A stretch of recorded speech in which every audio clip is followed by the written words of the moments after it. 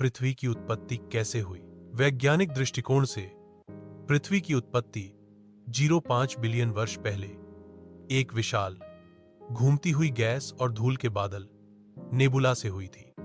इस बादल के गुरुत्वाकर्षण के कारण संकुचन हुआ, जिससे सूर्य का निर्माण हुआ और शेष पदार्थ ने एक डिस्क का आकार ले लिया।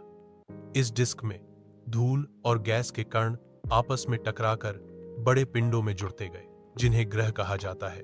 पृथ्वी भी इसी प्रक्रिया से बनी, धीरे धीरे छोटे छोटे पिंडों के संचय से, और एक गर्म पिघला हुआ ग्रह बन गई, जो अंततः ठंडा होकर ठोस हो गया। इस प्रक्रिया को सौरमंडल की उत्पत्ति और ग्रहीय संचय के रूप में जाना जाता है। विस्तार में 1.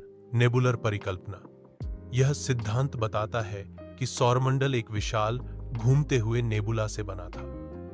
2. सूर्य का निर्माण। नेबुला के केंद्र में गुरुत्वाकर्षण के कारण संकुचन हुआ, जिससे सूर्य का निर्माण हुआ। 3. ग्रहों का निर्माण। सूर्य के चारों ओर बचे हुए पदार्थ ने एक डिस्क का आकार ले लिया, जिसे प्रोटोप्लैनेटरी डिस्क कहा जाता है। इस डिस्क में धूल और गैस के कण आपस में टकराकर छोटे छोटे पिंडों में जुड़ते गए। 4. ग्रहीय संचय। ये छोटे पिंड, जिन्हें ग्रहों के निर्माण खंड कहा जाता है, लगातार आपस में टकराते और जुड़ते रहे, जिससे बड़े पिंड बनते गए। पृथ्वी भी इसी प्रक्रिया से बनी।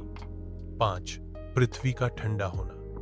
पृथ्वी बनने के बाद यह बहुत गर्म थी।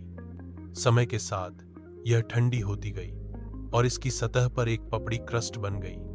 6. महाद्वीपों का निर्माण। पृथ्वी के ठंडा होने और पपड़ी बनने के बाद टेक्टोनिक प्लेटें बनने लगी, जिससे महाद्वीपों का निर्माण हुआ। यह प्रक्रिया एक लंबी और जटिल प्रक्रिया थी, जिसमें अरबों वर्ष लगे।